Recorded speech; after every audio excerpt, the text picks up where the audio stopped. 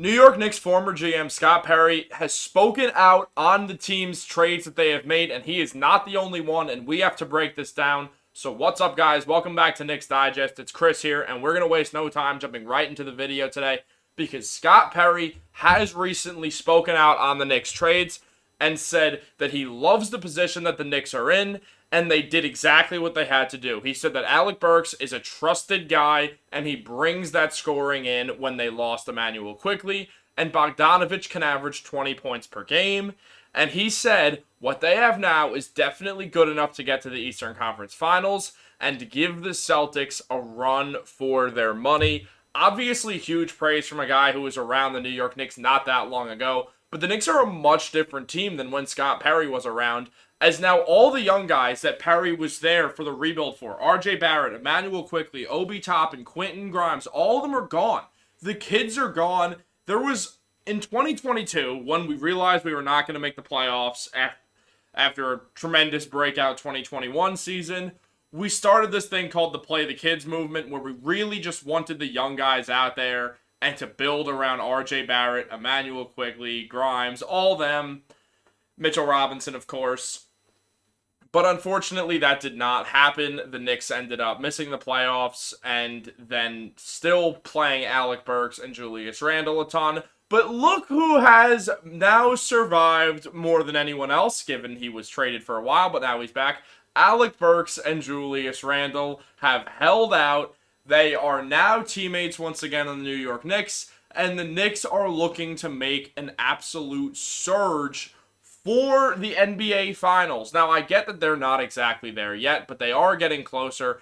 And if you look at this tweet that talks about something else that Scott Perry mentioned, is that he said last October, people want names, but I'm here to tell you in Detroit, we won with no names. We went to 6 straight conference finals, 2 NBA Finals in a row, won a championship with no real names. We beat you with depth and talent. Would you love to have a Giannis or a Jokic? Yeah, but it's not the only way to build to win. Perry's obviously referring to his time with the Detroit Pistons when they won the NBA Finals against Shaq, Kobe, and the rest of the Los Angeles Lakers, who were looking to win an NBA championship after the Spurs ended the three-peat that the Lakers had. They were going for 4 straight. San Antonio Spurs ended up winning the finals and eliminated the Lakers in the process. And then the Lakers made it back to play the Pistons, who would win, I believe, in either a 4-1 or a 4-2 series. If I'm incorrect, give me a break. That was 2004. I was 3 years old, so not all of it is going to be perfect by me. But look, the Knicks are now in position to build like an 04 Pistons team. Yeah, they have a star player in Jalen Brunson. He's the best player on the New York Knicks. He is emerging as a superstar in this game, a top 10 player for sure. But yeah, he's not Giannis. He's not Jokic. He's not... There's not too many guys who else are miles ahead of him. Joel Embiid, sure, but Embiid's never really healthy. Brunson is breaking into that top level of NBA superstars, but as of right now, sure, the Knicks don't have the marquee name, the guy you look at and say, for sure, he can be the best player on a championship team. But what they do have is 9 guys in their playoff rotation who are above average basketball players. And I'm assuming Mitchell Robinson is going to come back, and he'll come off the bench most likely, play around 20 minutes a game to Hartenstein's 28. And I would guess that we're going to look at a lineup of Jalen Brunson, Dante DiVincenzo, OG Anunoby, Julius Randle, Isaiah Hartenstein, and the bench unit is going to be Alec Burks, Josh Hart, Bojan Bogdanovic, and Isaiah Hartenstein, though Hartenstein will be, as I said, getting more minutes than Mitchell Robinson. That is a team of a bunch of guys, all of whom can start on an NBA Finals team. The Knicks are deep. As Kendrick Perkins put it, the Knicks are deeper than the Pacific Ocean, and everyone else in the Eastern Conference better get a life jacket. The Knicks are going to work. They're going to outwork everyone. They're smart.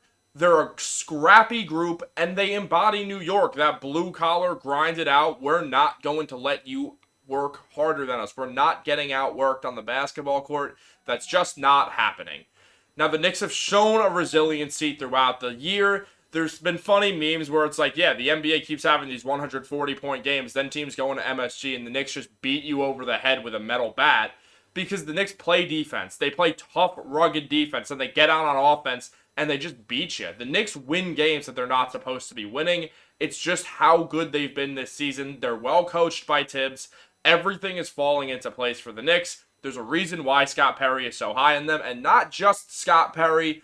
The league is taking notice. If you look at the FanDuel odds movement since January 1st, the New York Knicks have ballooned. They were at plus 4,000, which is essentially a no chance of winning the NBA Finals.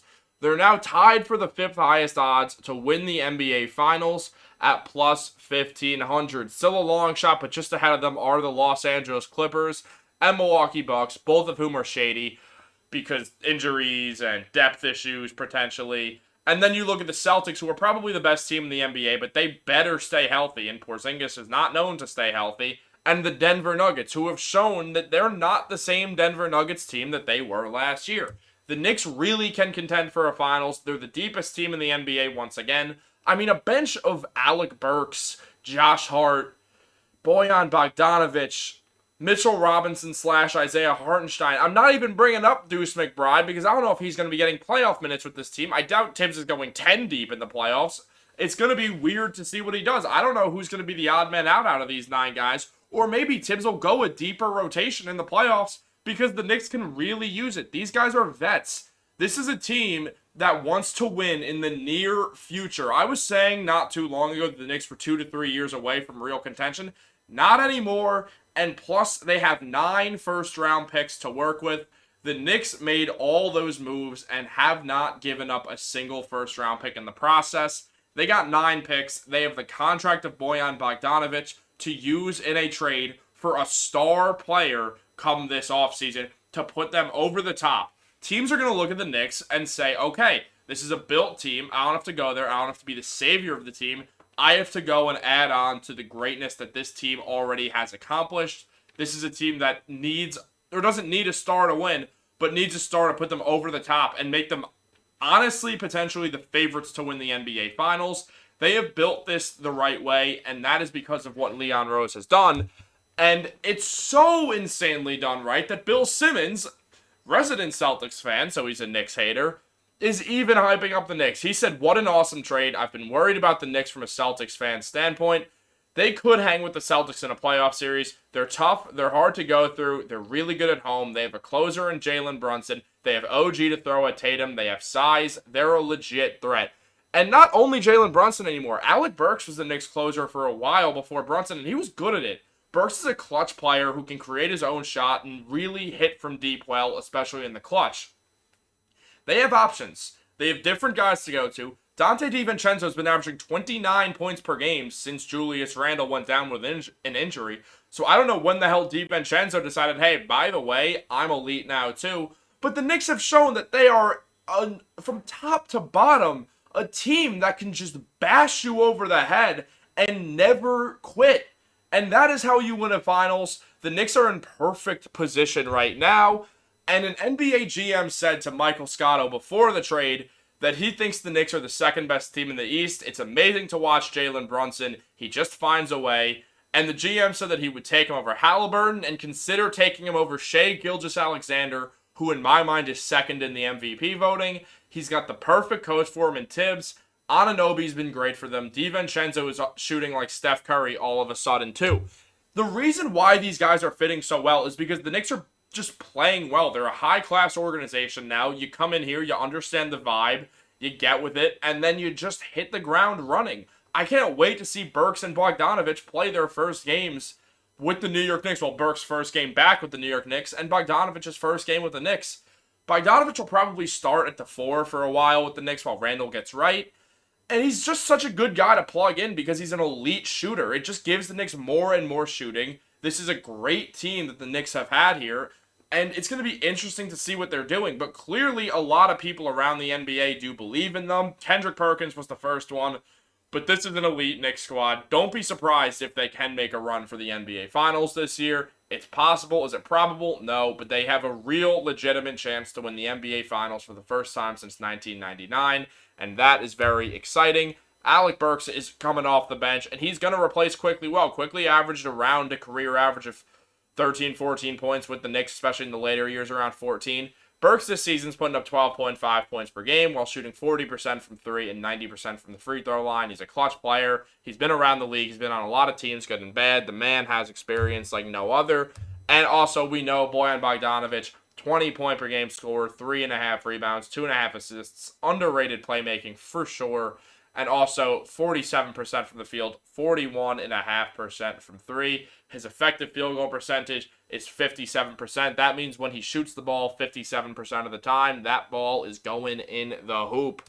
Look, this is how you win. You build guys who fit into the roster. If they fit right, if they can do things like shoot, play hard, and know how to win, then the Knicks are going to know how to win. They have a team full of dogs. A lot of these guys do not have championship rings and really want to get there first. And I cannot wait to watch this all go down in the second half of the season and going into next season. And you don't want to miss anything, so make sure you subscribe to Knicks Digest, guys. That's it for me. Have a great day, and go Knicks.